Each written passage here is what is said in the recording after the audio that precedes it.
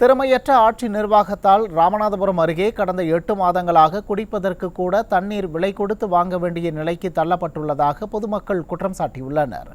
ராமநாதபுரம் ஆம்பல்கூட்டம் கிராமத்தில் கடந்த 8 மாதங்களுக்கு முன்பு சாலை அமைப்பதற்காக சாலையின் இருபுறங்களிலும் ஜேசிபி இயந்திரம் மூலம் பள்ளம் தோண்டியதில் காவிரி கூட்டு குடிநீர் குழாய் உடைந்து சேதமடைந்தது.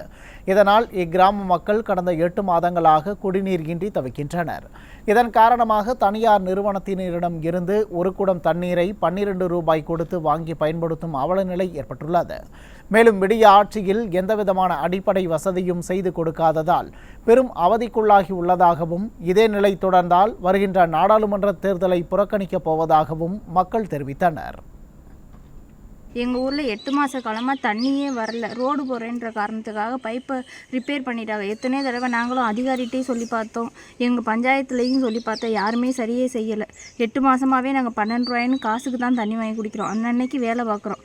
வேலை பார்த்துட்டு வர்ற காசை தண்ணி வாங்கவே எங்களுக்கு சரியாக போயிடுது.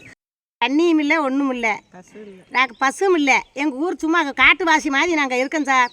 எங்களுக்கு ஒரு பெரிய இது இங்கே பொண்ணு கொடுக்கவும் ரோசிக்கிறாங்க, பொண்ணு எடுக்கவும் ரோசிக்கிறாங்க. எங்கள் ஊரில் ஆணும் பொண்ணு இருக்குது 30-35 வயசு வரைக்கும். நீங்கள் காட்டு பைய ஊர்னு சொல்கிறாங்க சார். நீங்கள் தான் எங்களுக்கு நல்லா தயவு செய்யணும். இல்லைன்னா எங்கள் ஊருக்கு ஓட்டுக்கு வந்தீங்கன்னா நாங்கள் முள்ளை வெட்டி அடைச்சிக்கிட்டு முன்னே தான் நிற்போம்.